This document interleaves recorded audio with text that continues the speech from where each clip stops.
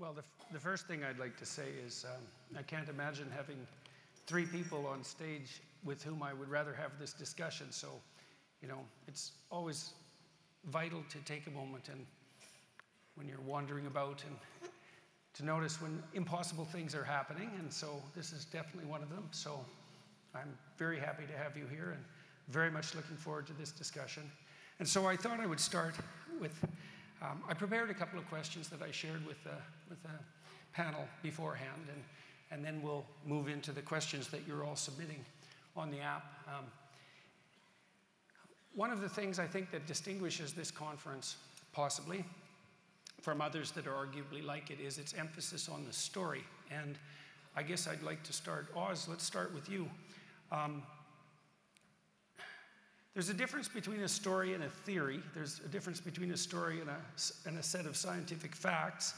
How do you understand the relationship between the story that we've been so emphatic about in the opening of this conference?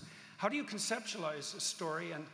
And I guess, so that's the question, is what's your theory of stories and why do you think they're so important? Well, facts and experiences are never neutral. They're always within a framework, and the most powerful framework is a story that is true, and particularly if it's history.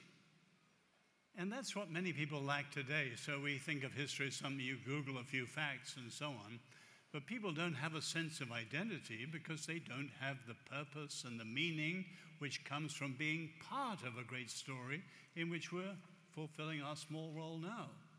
So stories are essential. Right, so a story is a way of organizing value judgments, and it's a way of uniting people socially, uniting people psychologically. Is that telling us where we've come from, telling us where we are now, and what are the choices ahead if we want to make the best of the future. Ayan, maybe to flesh that out a little bit, I would say you've lived within the confines of a variety of stories, and so let's expound on that a little bit. Tell me your theory of story, and maybe you could reflect a little bit, if you would, on what different stories you've inhabited and what the consequences of that have been for you. Well, thank you very much. Let me just start by saying a story is also the moment, and it's a moment when you're forced to make choices. So in my background, I obviously was raised with the story that gave meaning to my parents and my grandparents over generations. But what was always clear was that you always had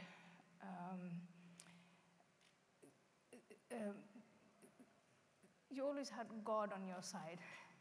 There was the story we were told was the story of this is God's purpose for you, for all of us. The answers were a given. I became dissatisfied with that story, I think as most people here know. And I picked a different story when I was old enough, I thought, and capable enough to make a choice. And again, I think we find ourselves today, right now, in a moment where we have to make a choice, and we have to make a moral choice. I sit here and I can say today, given what's going on, I support Israel.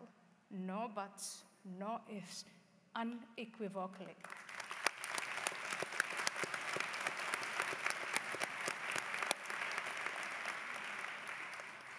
That is a moral choice. And it is based on the story of the civilization that I adopted. And the civilization that I adopted, Western civilization, is threatened with a story from the civilization that I left.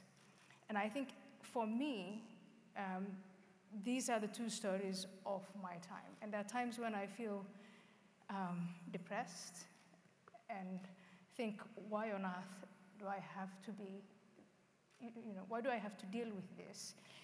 But there are times like now when I really feel strengthened and emboldened and say, I have children and I'm fighting for the civilization that I adopted for my children and for your children.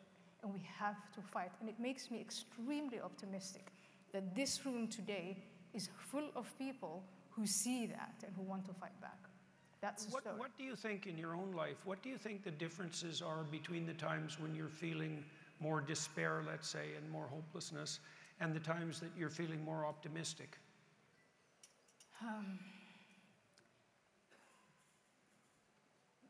The hopelessness for me comes when people make excuses for evil. When you have 3 weekends in a row, 100,000 people who live here and who've grown up here and who enjoy the blessings of this civilization march in London and make excuses for evil and side with evil. It makes me despair because the rest of us don't stand up to it. But it also gives me hope to come here and say, let's stand up for it. Because now we know what evil looks like and we know exactly what we're facing. It's not only the Jewish babies that they're beheading. They will behead your babies, Jewish or not, if you don't fit into their story. Okay, I have one more question for you on that side of things. Now, you grew up in one story, within the confines of one story, let's say, and you said that there was a time in your life where you chose another. And I would say, what do you think, why did you make the decision that you did make to value the latter story, the Western story that you identified with? Why did you make that decision? And how do you justify it? It was very easy to make the decision because it's a Western story, and Western civilization is a story that cherishes life, that goes to great lengths to preserve life. The story I left was a story that cherishes death. My life as a woman meant nothing. I was a thing, to be traded, to be used, and then to be discarded. And once I found out the differences, I adopted this story that is all about the preservation of life, not only for people in the West, but all human life. That's the story of the West. That's the story that's not told.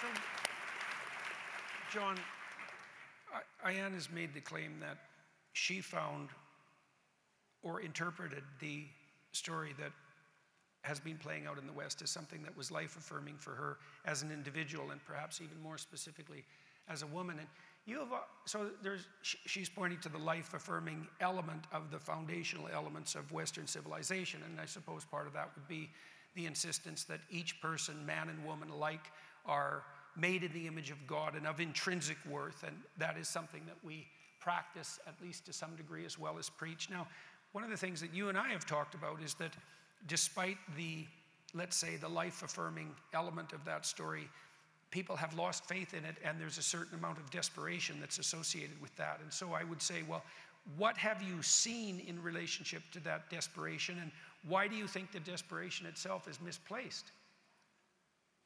Well, I think it is essentially because we do not tell our own story anymore, and it's left us in a state of confusion. My father was involved in another civilisational moment. He was with the famous 9th Division in the Australian Army, North African desert. He was given up for dead by the medicos, but made it through the night, and I'm here to tell that story. He wouldn't talk of the horrors of war, but I grew up knowing that a massive thing had happened and that my father had gone to his station. He'd stepped up. He'd done what he could. He used to tell a lighter story. Stories are so powerful. 2 Aussie diggers, servicemen for those of you who are not Australian, but most of you are, so, finding their way to a bit of leave, and they dock in Plymouth, and being Australians, just relieved to be alive. They head deep into the city, they find a pub, they get themselves written off. At 10 o'clock, they're thrown out on the street. It's closing time, and Bert looks at Wally and says, mate, we got a problem. We don't know where we are. And Wally says, this bloke walking down the street, he'll be able to help us. And it's an admiral of the British fleet. And he's covered in gold braid and medals. Hey, mate, we're lost. Where are we? I say, do you chaps know who I am? And one Australian looks at the other and says, and now we're in real trouble. We don't know where we are. and he doesn't know who he is. And that's our culture today. We don't know where we've come from. Yeah. We don't know where we are. We don't know how to find our way back to the ship. And we heard that marvellous quote from Churchill this morning.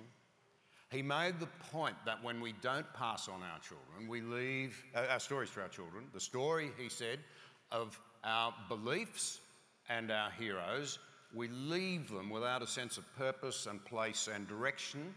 And, this is the answer to the question, open to Karl Marx's dictum that a people who do not know their history are open to persuasion. Well, where have we left our young people today without a story? Believing they can be an island. The tragedy of the aggressive pursuit of secularism side by side with the aggressive pursuit of individualism, to the point where the great virtue today is personal autonomy. Each man is an island, but we're not up to the task of being God over our own lives and living in isolation. It doesn't work. And the personal harvest is bitter. We see that in the numbers. You see that in your profession. Loneliness, anxiety, mental health, self-harm amongst our young people in a country like Australia and yours. I mean, this is unbelievable. But the collective harvest is bitter as well. Identity politics, atomisation, the lack of community, and individualism should never be a selfish doctrine. But we haven't told the story. We've not passed it on. We've not brought the wisdom of the ages to the current generation. And if nothing else motivates every one of us in this room, it ought to be that current generation, our children and our grandchildren. So let me...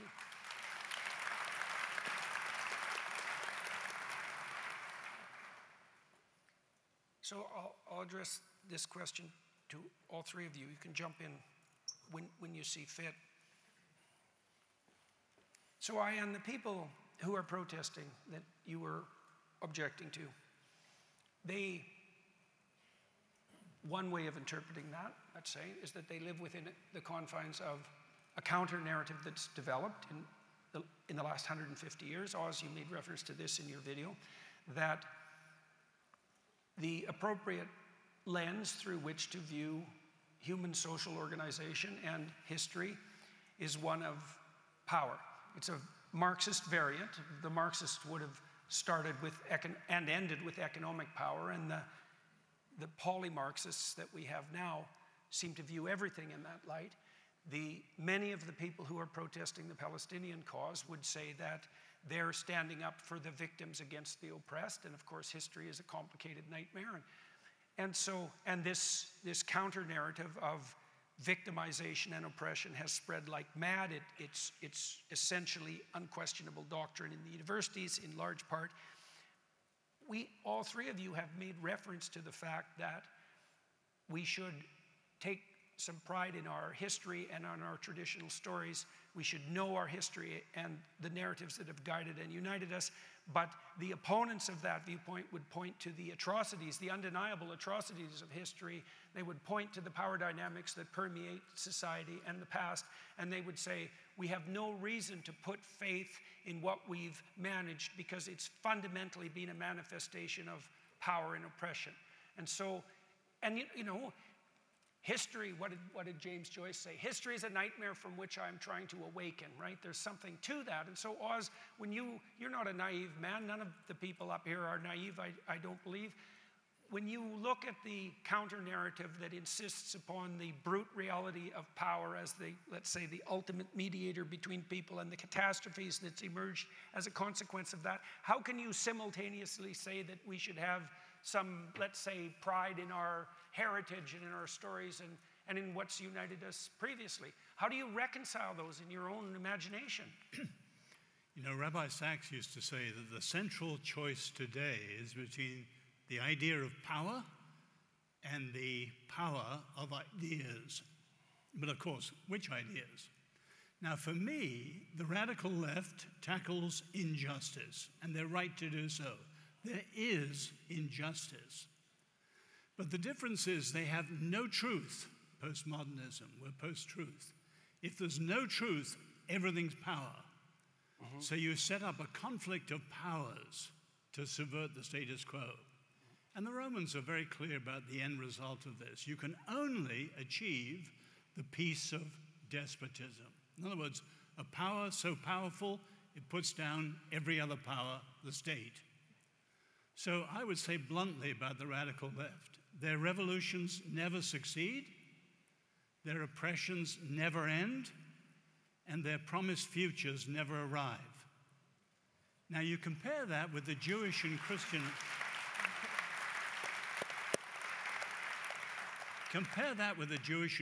understanding.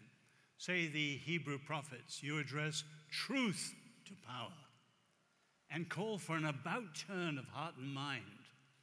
And the freedom to go wrong is also the freedom to say, I was wrong, I need to change. And forgiveness is built on freedom. You can have the past freed and the future of a second chance freed. And the prophetic biblical understanding, Jewish and Christian, with that strong sense of freedom and responsibility, bringing truth to power. Yes, we're both tackling injustice, but you come out in very, very different directions. As the rabbis say, what is a hero? Someone who conquers? No. Someone who can turn an enemy into a friend. Truth to power through repentance, reconciliation, forgiveness. Okay, so you set up a metaphysics where there is some other truth than power. And so I'm going to ask Ayan. So you've spent a lot of your life dealing with manifestations of brute power, and you've had plenty of time to consider the difference, let's say, between power and truth. And that's a very tricky difference. Like, it's easy to point to power, and it's easy to point to the role that it plays in most social relationships and social organizations. It's easy to point to the role it's played historically. It's not so easy to formulate the truth that's the alternative to power. And so I would ask you, Ayan, like, how do you now, we haven't spoken for years, how do you now conceptualize the difference between, let's say, the truth that Oz is pointing to and power itself? And why do you think that's an important difference? So I think that I agree absolutely with everything you said. I think power is a given. It's like the law of gravity, and there's also powerlessness, and none of us want to be powerless. But there is God-given natural power. What is, within Western civilization, there have been these two positions on how you view power. And on one side, there is a worldview that sees the human being as a construct, the truth as a construct. People are not bad. They do bad things because society made them do it. And if we had the power to reconstruct and to modify and to manipulate, we could then, because we could create this human being who is going to be perfect. A very leftist way of looking at things. A different way of looking at it is you accept nature, you accept human beings as they are, and you deal with issues like power. And again, this is another Western civilizational construct, which is power is checked. No one can presume to be all-powerful, and it's very arrogant to assume that you can change human beings to fit into all sorts of modules. Therefore, you accept that there is a power transcendent above us. And that idea that there is something above us, a higher power, I think that is rooted in Christianity, it's rooted in the Judeo-Christian traditions, and in many ways, it is superior to the nihilistic Nietzsche-type atheistic theology that human beings can do, and they can create everything, and they can manipulate.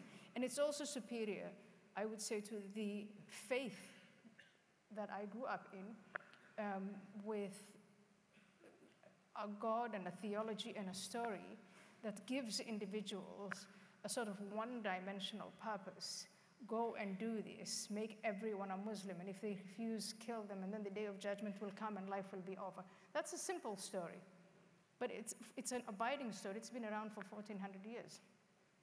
The Judeo-Christian tradition, that it is not up to the human being to do that, but all we can do is civilize and continue to civilize and question and check power. Power that is checked, that is the power that guarantees most people real freedom.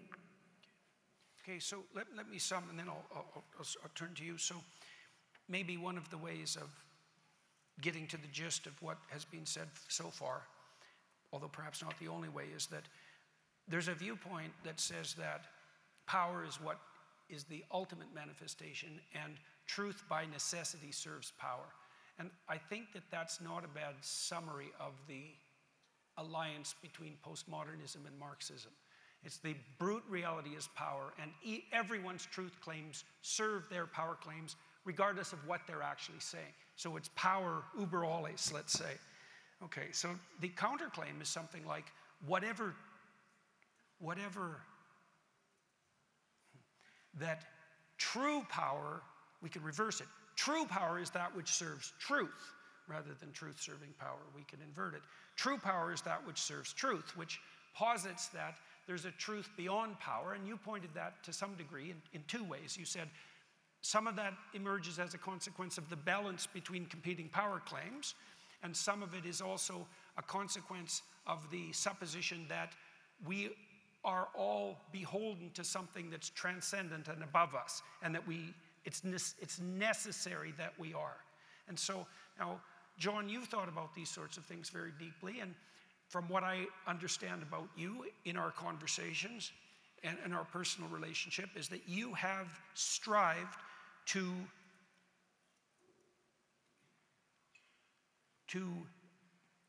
what would you say? You've strived with the power that's been granted to you to serve truth. How do you think that's different than merely manifesting your own power? And why do you believe your own claim that you're trying to serve something like truth rather than power? You know, because if I was a really suspicious Marxist type, I would say your claim that you're serving something other than power is just an index of how tricky and Machiavellian you really are, right? Yeah. I was hoping you wouldn't expose me. Look, life is a tricky business. Politics is a tricky business. Now, one of the most, to me, attractive things about a true conservative is they understand this great essential, which is that human nature does not change. Yes. And it's the loss of that wisdom that I think has led to this sort of dog-eat-dog society now. We cannot hold properly in suspension the idea that Blaise Pascal, the great French mathematician and thinker, who made that very, I think, a remarkable comment, that man is both the glory and the scum of the universe. Or as Solzhenitsyn had it, the dividing line between good and evil passes not between man and woman or black and white or Catholic or Baptist or Muslim or Christian, but somewhere across every human heart. And the point that I would draw out of that I think is worth making is, and you know, I owe a lot of this thinking to Oz because you've had a touch of his thinking, but I'm going to unashamedly plug his writings, The Magna Carta of Humanity and the short version, The Civilizational Moment. It'll get you thinking. Seriously, Oz's writings, I've been enjoying them since I was 25. But it's really important to understand that at the high points, wise men and women have been afraid of power. They've not wanted to pursue it for themselves to lord it over others. The American founding fathers realized that the road to freedom wasn't, this may come as a surprise to some, not to think of the American people as exceptional and as great and as awesome and what have you, but to recognize with all their resources and so forth, power might go to their heads. Mob rule might take over. The road to freedom is through realism. It's the point Iona's made. You divide power up. You limit it. Nobody can accumulate too much of it for too long. You ensure that governments can be changed when they get lazy and sloppy. Mind you, there was a government in Australia that didn't get lazy and sloppy once, and they still voted us out. But they do, and you can change them at the point of a pencil. And yeah, all of us have things in our own cultures that we're ashamed of that have been messy and unattractive. But the lesson of history is that some have been infinitely better than others, and some have been infinitely more horrible. And when it's been about the pursuit of power and lording it over others, rather than a commitment to the common good and a human flourishing and the service of others, I mean, good grief, I don't know how they measure these things, but 4 million, half the world's population, one way or another, tapped into Queen Elizabeth II's funeral. They were acknowledging a remarkable woman, but what was she most remarkable for? Her dedication to her subjects, to other people. Goodness does happen. You just need to temper it with great realism and avoid utopianism. Okay, so one of the mysteries, I think, about the claim that power is the ultimate motivational principle from a psychological perspective is that I'm always left wondering, like, power in relation to what? So you might say, well, if I'm powerful, I can have what I want, but it begs the question when you phrase it that way. If you say I'm powerful, I can get what I want, the question it begs is, well, what's the nature of my wants? And why do I think those wants are the I that should be served, right? Because if you look at people who are narcissistic, for example, or psychopathic, who do rely on nothing but power to get their way, that power is always in the service of a very finite and selfish, impulsive hedonism. And the problem with that is that immediate gratification is not only rather pointless, but also destructive of any long-term relationships. You know, if I use you or anyone else as merely a vehicle for my immediate gratification, I forgo any sort of relationship that we might have that would be productive over any length of time. The other thing you see that happens to people who only use power is that they betray themselves. I mean, many people who are psychopathic users of power end up in prison because they do stupid short-term things that compromise their medium to long-term well-being. And so, Oz, maybe we'll start with you. It's like part of what I see as the relationship between this transcendent good that we've been describing, that's often characterized as God, let's say, is that it's the antithesis of that impulsive and hedonistic selfishness that, if manifested, is by necessity psychologically and socially destructive. So I'm wondering, like, is that a way of conceptualizing the relationship between the immediate and the transcendent that you would accept? Or change it from a power discussion to freedom discussion, which is where it touches most people in the West. And Lord Acton famously, freedom is not the permission to do what you like. It's the power to do what you ought. Because real freedom is like a gift in sports or music or whatever. Dedication and discipline, and you grow free, but you're not instinctively free. Whereas many of our Western views of freedom are unrealistic, libertarianism and so on, freedom from. Right. And we need to recast the whole understanding of freedom. Right, so that's how freedom deteriorates into hedonism. That's right. Now, well, one of the things we talk... Let me put it simply. Yep. Freedom absolutized is anarchy. Reason absolutized is authoritarianism. So you look at the two false revolutions, say in the Russian Revolution 1917, you had both the anarchists and the Marxists against the Tsar, and they won. But then, of course, the Marxists, red power, ate up the anarchists, the black power, because unbridled freedom is, in the long run, unrealistic, and you will always end up with power. Right. And so we've got to reinsert a robust, realistic, as you'd say, responsible view of freedom again. The central issue in the West is freedom. If we can get that right, everything else flows in its wake. Okay, so I'll make a quick comment and then turn to you two. So I sat and did a seminar on Exodus with Oz and a variety of other people, and one of the things that we were struck by in the Exodus story is that when God commands Moses to oppose the Pharaoh, so to free the slaves and to stand against tyranny, that's how to think about it archetypally. How do you free yourself if you're a slave? And from your slavish habits, how do you free other people if they're enslaved or oppressed? How do you stand against tyranny? What God told Moses to say to the Pharaoh was, let my people go, which is, of course, a famous civil rights cry. But that isn't what is said. What's said is, let my people go so they may worship me in the desert. And that's a very different view, because it's a view of ordered freedom, right? And it's the freedom that you're describing about, that's freedom to make your responsibility manifest rather than the freedom to chase your hedonistic whim. Exactly. Right, right. Now, the alternative Hebrew is not just worship, but serve. And you think of the Bob Dylan line, you've got to serve somebody. Yeah. And people who think they're totally free are really the most slaves in the end. Right. Well, that's because they serve their whims, as far as I can tell. Ayan? Yeah, I think that in the West, we made this mistake of having a debate about is there a God? Is there a God? And then having everybody weigh in and twisting ourselves into pretzels. There is no God, there is a God. Which is, I think, and I've come to realize over time, that is a waste of time. It's not in the least helpful. I think what we should have done instead, what we should do instead, is compare the different concepts of God that humanity has come up with, and the different stories that humans have told each other about that what is transcendent. And what I find appealing, for instance, about the Judeo-Christian story is that that transcendent power ends up being a story about freedom, about tempering power, about establishing institutions and establishing teachings that give unto Caesar what is Caesar's, that don't matter, basic, maybe universal human decency then becomes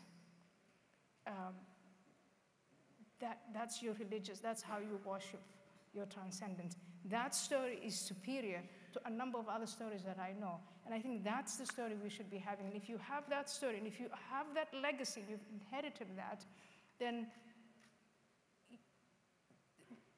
you not only appreciate it, but you also fight to preserve it. And you have a mirror to hold to the other gods that are presenting themselves as omnipotent and powerful. So you put your finger on something key there, I think, because I think one of the things that happened in the West after the Enlightenment is that we started to regard the religious proposition as one theory about how the world was as a set of facts among others. And so you can have the conversation, is there a God or isn't there a God, as if that's a simple statement of fact. But the point you're making... And you can have it without losing your head. Right. And the point you're making, the point Oz was making, I think, is something like, well, you're going to be in service to something, and you could be in service to you could be subordinate to your impulsive and hedonistic whims, or you could integrate that in a manner that puts you in service to something that's higher, and then the question becomes, as you point out, well, what is the core nature of that which is highest? We'll accept as a proposition that there's a rank ordering of values from lowest to highest. The question becomes, what's appropriately put at the highest? And you're pointing to such limitations on what's highest, or conceptualizations as limited government, and the notion that each person is of divine value, and all as reflections of what should be in the highest place. Mm-hmm. Yes. Jordan, I love what Ian's saying too, because I think contrast is the mother of clarity. Yes. Mm-hmm. And leaders should define reality and set out the choices the people must make. So Moses, I put before you blessing, curse, life, and choose life. Mm-hmm. Abraham Lincoln, you can't be half slave, half free. We've got to choose. And we've got to say that to the West today. So, I mentioned in the video, I was a 7-year-old in the Chinese Revolution. When I was many, many years later, a graduate student at Oxford, I remember dinners with the great Sir Isaiah Berlin. And the first time it turned out he'd been a 7-year-old in the Russian Revolution. And he described with a shudder the things he saw, as I could well do the things I saw in Nanjing. But then he always ended up by saying, thank goodness the West stood against Hitler and Stalin. I can't imagine what he would think if he looked at cultural Marxism and its inroads today. But we've got to get people, they're tackling this, that. In America, they're playing, I call it a game of whack-a-mole. Outrage here, protest there, scandal here. people have no sense of the overall choice. And we've got to make that choice because the West is at stake and set it out. Contrast is the mother of clarity. John? I think the comment that I'd want to make is that the most dangerous thing you can do is to make government God in a democracy. It should be kept firmly downstream of culture, and culture is downstream really of beliefs and values. And so it is that our essential freedoms, as we've mapped them out in a sort of legislative or democratic sense, and they've been touched on this morning, are of course freedom of conscience and belief, which you see as so critical, rightly I think, of speech so that we can defend the other values, of assembly, and of my right to trade my property, including my skills. Those should be seen as vested in the individual and in my neighbour, because you're another individual, should never be selfish, not the government. But we seem to be subverting this and saying that somehow or other, oh government, please, we'll be ever so thankful if you give us some freedom. It's the wrong way around. Government's task in a democracy actually is to recognise the primacy of the individual and to support and defend their freedoms against their own interests.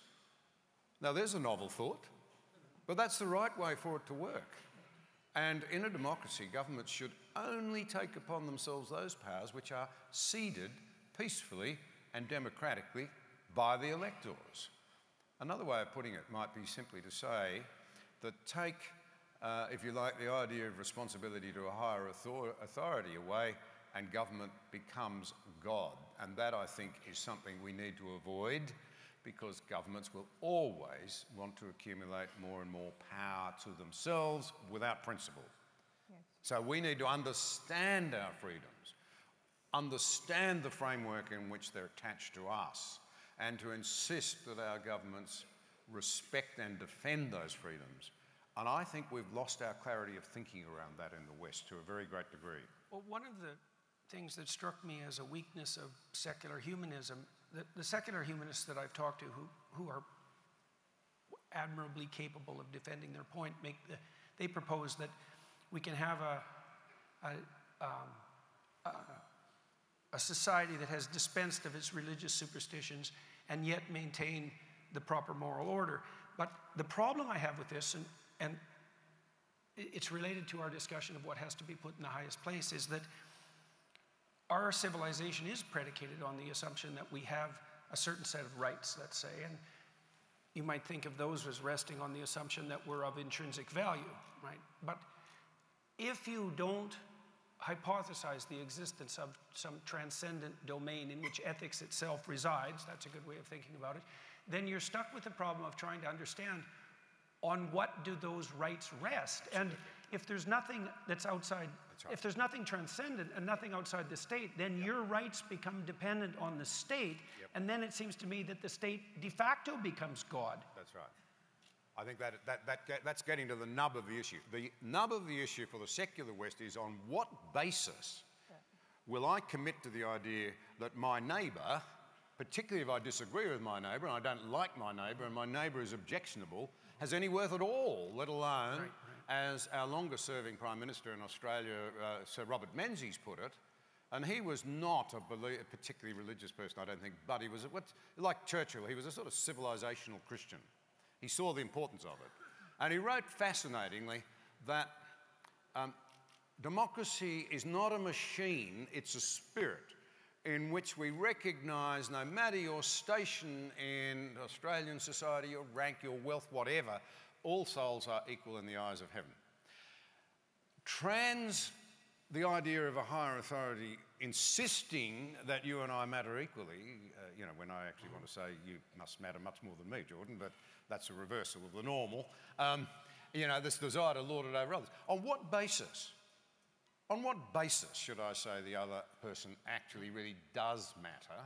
And of course, you immediately then, with the sort of secular model, fall into the great problem that very quickly you say, well, they're moral beings, they're intelligent beings, they look like us, and before you know it, they're saying, but they're less intelligent than me, or they're stupider than me.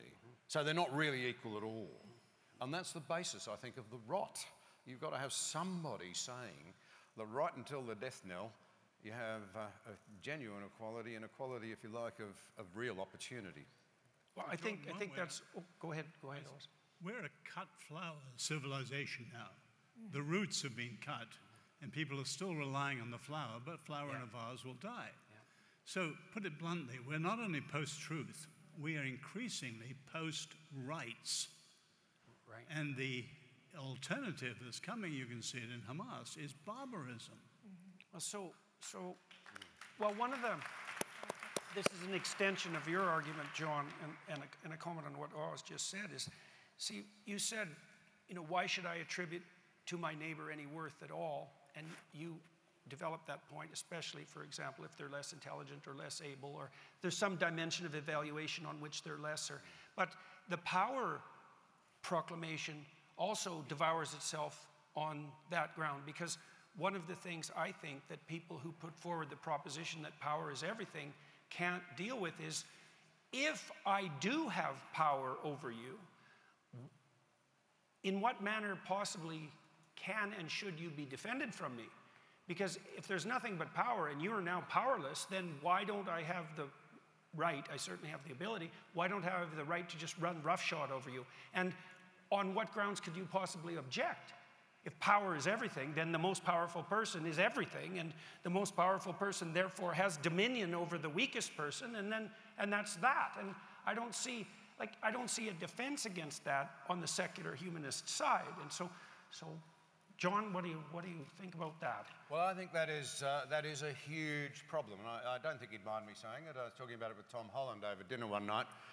It wasn't publicly recorded, but he said that is actually the greatest problem for the secular humanist view.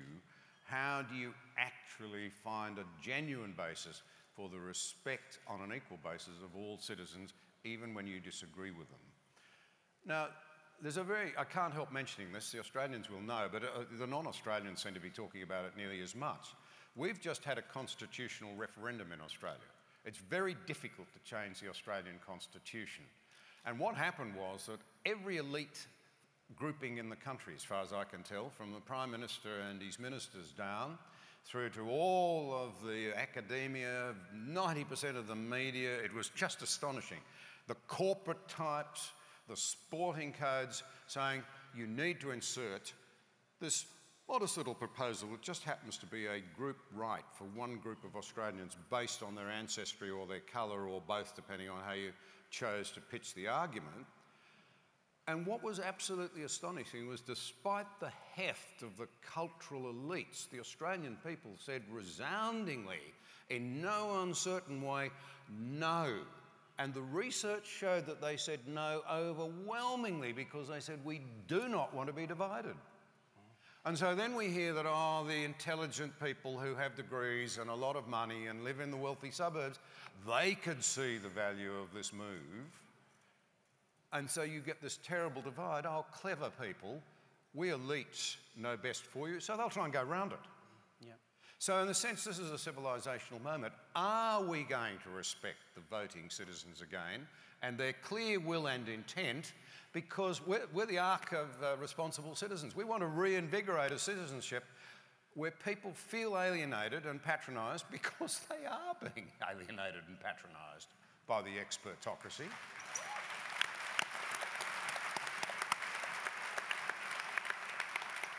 And we have got to believe that instinctively, particularly if they've got leadership, we can draw out the better angels in our nature, because we all have the better angels and the selfish angels, and try and ensure that democracy works again properly and we work forward on a basis of restored trust. Because nothing is more corrosive to our societies than the breakdown of trust. Trust in individuals, trust in politicians, trust in institutions. But I want to say to you, in my view, worst of all, the breakdown of trust in our driving beliefs and ideals and values. And if we can restore those, look, there'll be those who want to paint us as reactionary. I don't want to be seen as reactionary. I don't want to say we go back to creating yesterday's societies. There were things wrong with it. But I do want to say that the old verities the old truths, a proper understanding of the worth and dignity of all, held in suspension with an understanding of our failings. Realism, as opposed to utopianism, must be the basis of freedom moving on, whatever it turns out to look like in the modern age. Ian, maybe I'll close with you, if you don't mind. And so you, early in your life, relatively early in your life, you moved away from a totalizing religious view of the world.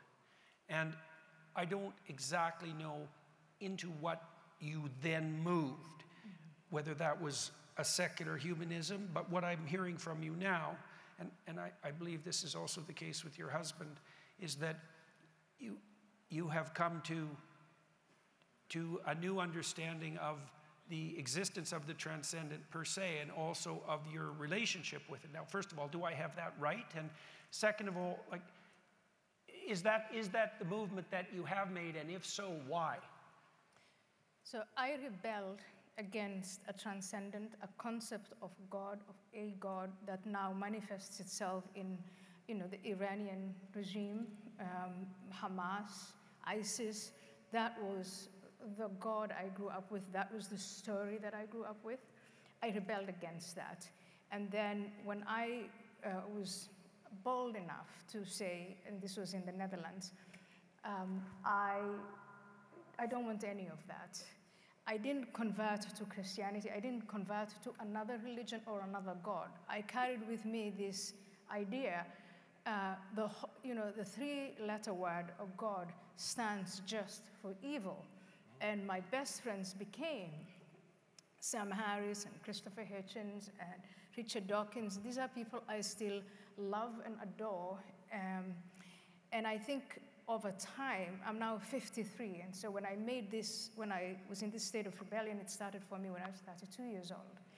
Over time, I've come to realize, and I wish Christopher was alive today to comment on what we're going through, was we were actually having a conversation about, in my view, the wrong conversation. Does God exist? It was the world built in 6 days. Do we believe in fairy tales? And that was the wrong conversation to have. The right conversation to have, as I said earlier, was to compare what we as human beings, the transcendent that we have imagined and developed over centuries.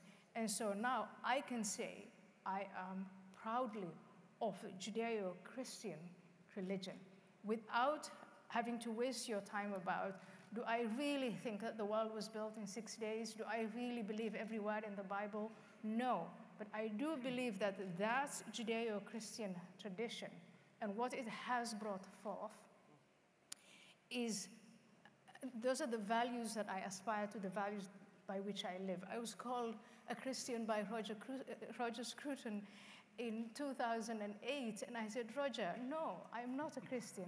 And he said, but you act like a Christian, and you behave like a Christian, therefore you are a Christian. And I think that's exactly what I would like to say to Richard Dawkins. It's, you act like, I've been to, choral music with him, which he enjoys very much.